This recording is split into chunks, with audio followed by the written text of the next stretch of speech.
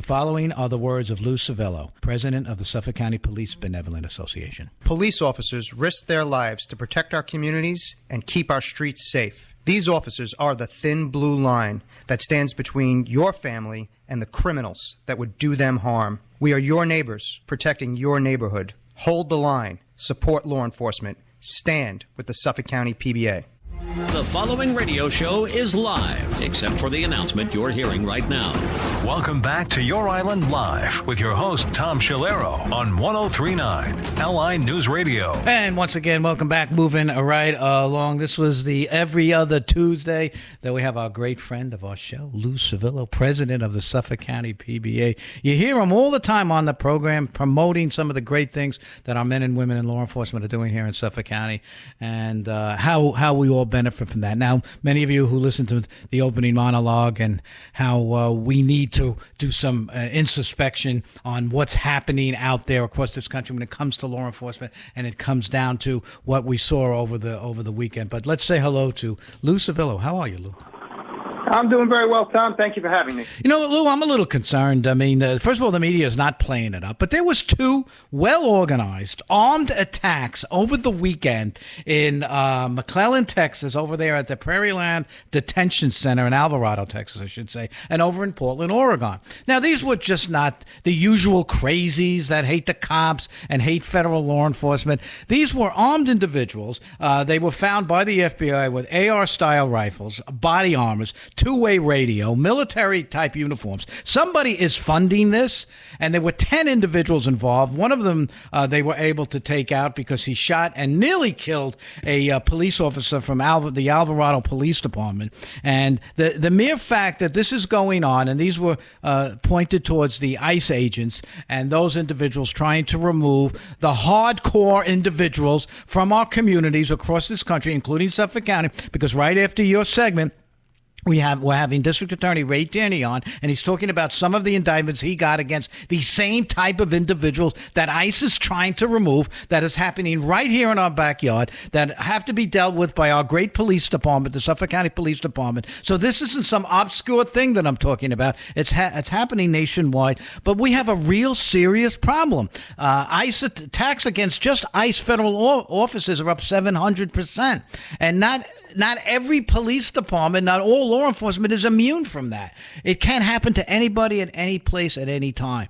And this is something that we're trying to put forth to the American people before they start taking a position, well, ICE is Gestapo, or why are they covering their faces, and so on. Again, there's a common sense approach to this, but what the thought of a professional like yourself, I mean, is there a concern that we have armed individuals, well-equipped, well-trained, and by the way, they have their pictures of the 10 that they indicted yesterday morning. What kind of concern should we have as the public and as police officers? Oh, this hits home hard, Tom. I mean, this is our police under attack, and we're seeing it play out in real time. When you talk about an increase, that staggering increase on assaults on federal officers, it's just disgusting. It frankly shakes you to the bone, and it makes you angry, because these are individuals, brave men and women of law enforcement, that are out there trying to make our streets safer, to remove these violent gang members, these people who have caused so much terror here on Long Island, murdered children here on Long Island, and to get them out of their country, out of our country, before they do more harm. And to think, I know ICE gets a lot of criticism for wearing the masks, but think about the environment that they're working in right now, that they have to wear masks. Would you ever think you would see a time when law enforcement officers have to hide their faces? Yeah. It is very akin to what you see in Mexico, when you get these ultra-violent drug cartels assassinating law enforcement families, going after police officers in their homes. And that's the type of violence that we're fostering here in this country right now against police officers. It's shameful. It's shameful what the media is doing, where we have an ICE watch, where they're, every hour almost publicizing where ICE is, and ICE was seen there, here, and ICE was seen there. I mean, that is very clearly fostering violence against law enforcement. And it's very easy, to have our members caught up in that. Yeah. Again, our police commissioner has said it again and again, we are not going to deny a call for help. If there is a federal law enforcement officer that is calling for assistance, that is in a fight, that is under attack, the Suffolk County Police Department will be responding. Certainly. So again, I think it's shameful. I think some of the rhetoric is shameful. I'd like to give some credit to legislator Anthony Piccirillo, who during the public portion of the Suffolk County legislature, you had a speaker refer to ICE agents as Nazis and Gestapo, and he spoke up, which I was very impressed and proud that he did. Tom, plain and simple, that is hate speech. Yes. When you start comparing our law enforcement officers to individuals who brutally murdered, committed genocide, comparing them to Nazis, that's not just expressing your opinion. That is akin to racist speech. Yes. It's akin to bigotry. It is certainly hate speech, plain and simple, and it shouldn't be tolerated by our electeds. It shouldn't be tolerated by any of us. Well, that happened yesterday on this radio program. We did have a caller that made reference to ICE agents as Gestapo, and of course, I tried to keep my blood pressure down a little bit. But there's obviously a debate on that subject, and you're on the losing side, folks. If you're going to take that point of view, and then of course, well, then why are they wearing masks? Lou, you and I both know that they've got to protect their families. They got to protect themselves. There are people out there that are targeting that. We've even had, and you and I, talked about that individual that runs around with his camera and so on, threatening Suffolk police officers on their Well, I'm gonna find out where you live and what is your name and what is your badge number, and I'm going to discredit you and so on. There's no different than that, except in that one instance, it may be to try to find out a police officer's background and so on. In another instance, they want to kill them. I mean, so in however you want to look at, whatever side of the record you want to look at, the whole idea is to do harm to law enforcement. And it's gotten to that point where officers are afraid that they're out there, they'll run into danger, they'll show what they need to show to protect the people of Suffolk County, but they don't want to put their families in jeopardy. And I think that's a big part of it. And you guys have always worked about on the qualified immunity and so on. In fact, let me ask you that. Where are we with that in New York? Are our police officers protected?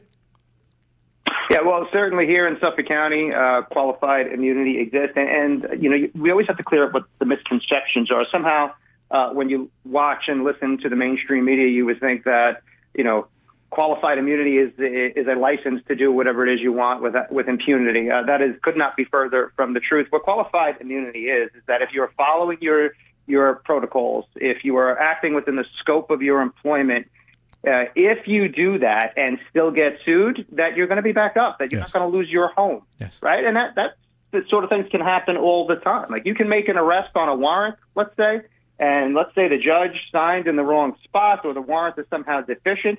You're acting in good faith. You're doing what your job tells you to do. Go out, arrest this person. But if the warrant was deficient, at that point, maybe you didn't have probable cause. Well, now, okay, that's the fault of the job, and you have some layer of protection. They're not going to get sued and have a lien on your home, get personally sued. And again, it comes back to protecting your family, Tom. We sign up for these jobs. We know the inherent danger that is involved in being a police officer, but our families do not, and our families should be kept safe. And certainly ICE agents' families should be kept safe. Again, the fact that they have to hide their faces, that's not a criticism of ICE. That's a criticism of what's going on in this country, that law enforcement is being targeted the way we're targeted. And again, just shame on the people that are making these disgusting comparisons to not, it's almost a level of ignorance that is just staggering. Like maybe you should look a little deeper into what the Nazis did and what the Gestapo did when you start comparing them to our brave law enforcement officers that are out there, removing MS-13 and Tren de Aragua and these ultra-violent gangs that are preying on the good people that live here. And again, this is not to say that they're going to get everything right or that, there shouldn't be a policy where people can have due process. No one is looking to kick down a classroom door and drag kids out. We're certainly not looking to go into your local restaurants and drag hardworking people out. Those sorts of things are rightly debated in the public square. Correct. They're rightly brought to the attention of Congress. And if you have concerns there, if you disagree with this administration's policy, well, voice them. You have a right to voice them. You have a right to contact your elected representatives. What you don't do is try to get law enforcement officers hurt or their families hurt. And unfortunately, when you have that sort of rhetoric, that's exactly what you're doing. And again, we could discuss it as the whole, in other words, the whole criminal justice system, police as a unit and so on. Your concern always has been the individual officer to make sure that they're safe and that they have the tools necessary. And we could talk about the political end of it. We can talk about the administration end of it and so on. And sometimes I raise the questions as to what exposure should our individual officers have. And the point that I'm trying to get at is is there a need? And I know most departments throughout this country require an officer to identify their name and their shield number when they're asked upon, particularly among these people that just want to be belligerent and so on. I just wonder if that is necessary when it comes down to just general policing in the streets and so on. And is that something that can be supported by the rank and file or not supported? I've always felt that that's not necessary. If you want to make a complaint, you make it with the general police department and let them do the figuring out. But should we require officers to always identify themselves, no matter what? No, I think you're exactly right, Tom. I think the badge number should be sufficient. Yes. In this day and age, I mean, look at the political violence we just had with, those two elected officials that were targeted in their home basically for assassination. So police officers who have a tremendously dangerous job already should be given that extra layer. When you think about it, we give it to call Verizon, right, and ask the Verizon rep for their last name. Yeah. You're not getting it. Yeah. You're getting I'm rep number so and so. That's it. We do that for people who are telemarketers, but yet we don't do it for our police officers. The police officers are required to give their full name, and with just a few clicks of a mouse. This is not 30, 40 years ago. That's right. You have to, go through the yellow pages or white pages to find somebody. With a few clicks of a mouse or your phone even, you don't even have to go home and look at the computer. You're going to find everything there is to know about that police officer, their family connections, home address, etc. And we are woefully inadequate in what we do to protect our police officers in this regard. They should not be giving out their names. It should just be a badge number. But on top of that, there should be some state legislation passed that makes it easier for law enforcement officers to remove their names from some of these data brokers. Yes. So, and that legislation exists in other states, whereas law enforcement, you have special protection. All you need to do is send an email or click a button, and you can remove yourself from these various data brokers that are out there collecting your data and make it just a little harder for criminals and people that are looking to target you and your family to find you. That law doesn't exist in New York State. We do so little for our police officers here. It's something that certainly should change. And all you should be required to give is your badge number at this point. That, would be the bare minimum that we should be doing for us. And I'm glad you're saying that because I think it's so important. And I know the rank and file believes the same thing. It's not necessary to become the individual by identifying your name and then what people do with that and so on. And you're right. In this day and age,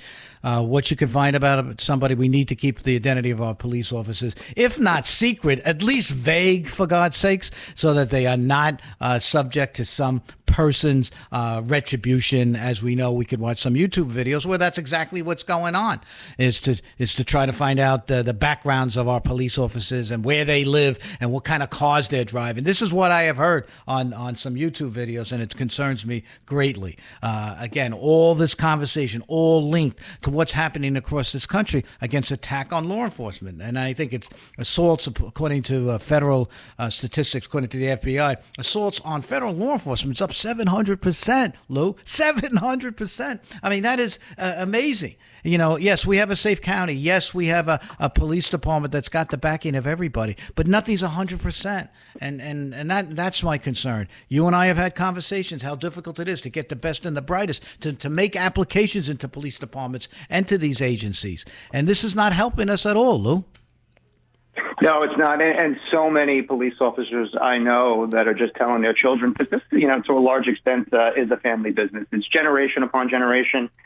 Sometimes you get 3 and 4 generations who their children follow in their parents' footsteps and come into law enforcement. But so many of my fellow police officers are steering their children away from this profession for many of the reasons that you just articulated. The job has gotten exponentially more dangerous. It's gotten exponentially more difficult. And in many ways, it has become thankless, where you were treated one time as a hero, as a protector. Now somehow you have people going to the legislature and calling you a Nazi and a Gestapo, and it's up to us, like legislator Piccirillo did, to stand up to that and not just to stay silent and not tolerate it. We're not going to tolerate hate speech towards our police officers, and it should be treated the same way we would treat racism, the same way we would treat if you discriminated against a disabled person, because police really, when you think about violence, and police officers are just targeted because of the uniform that they wear.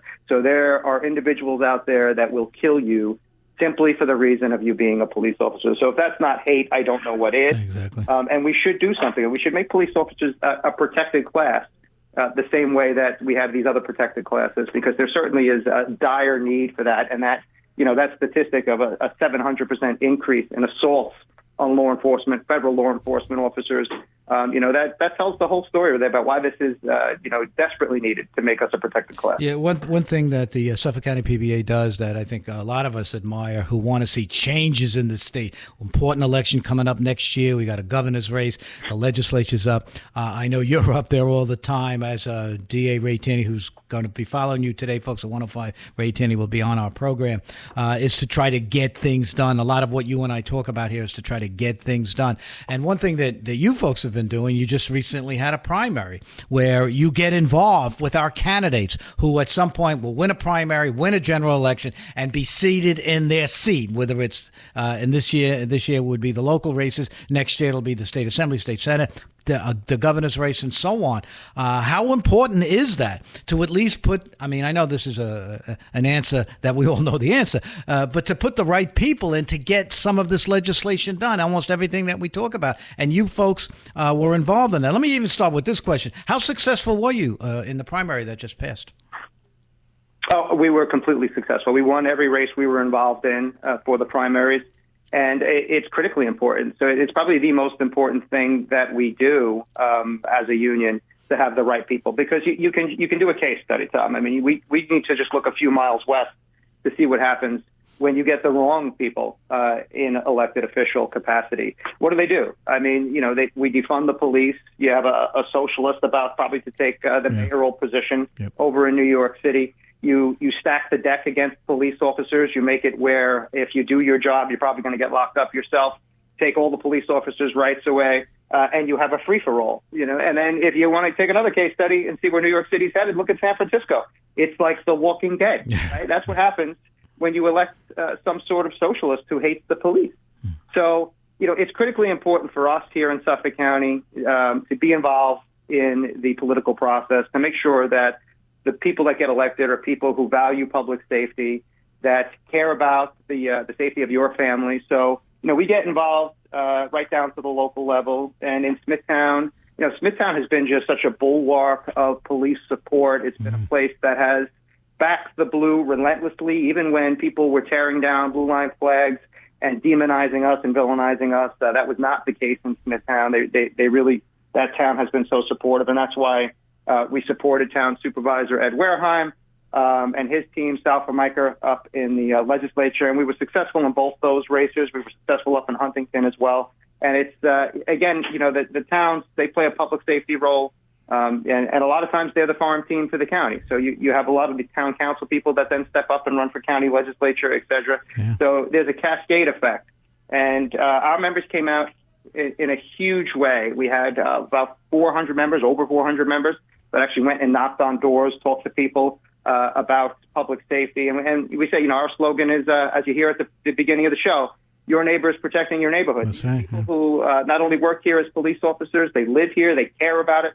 Their families live here. So for us to get out, engage with the community, to go and, hear their concerns, but also let them know what our point of view is, I think is a critically important thing that we do here at the Suffolk County PBA. And we're going to keep on doing it right up to the state level. We'll be doing it right through the next year's, the governor race, like you said, very, very important. We'll be we'll be out there, and we'll make sure that we'll do everything we can to get the people that care about your safety in office. Yeah, you know what comes to mind, and we only have like 30 seconds left, is the Back the Blue rally that we had outside the Dennison building a few years ago. You guys allowed me to participate in that, and you were a big organizer of that thing. And I remember looking out among the residents of Suffolk County, and they were Nassau County residents there too. That was heartwarming, because that's where the real people are. That's where the real folks are. Just finish up, Lou. You got 20 seconds. Yeah, you did an amazing job with that, Tom, and thousands of Suffolk County residents came out, Nassau County residents, to support us and support law enforcement, and incredibly thankful for that. It's something we certainly should do again. And again, thank you, Tom, for always being our voice in law enforcement. We appreciate it very much. It's so important. It's vital to a safe community and to supporting the men and women in uniform. Thank you so much. Lou Civello, President, Suffolk County PBA. Always a pleasure. On with us every other week. We'll see you again in 2 weeks, Lou. Thanks, Tom. Okay, we're going to take a short break. When we get back, District Attorney Ray Tierney coming up next, ladies and gentlemen. A lot to talk about. We'll be right back.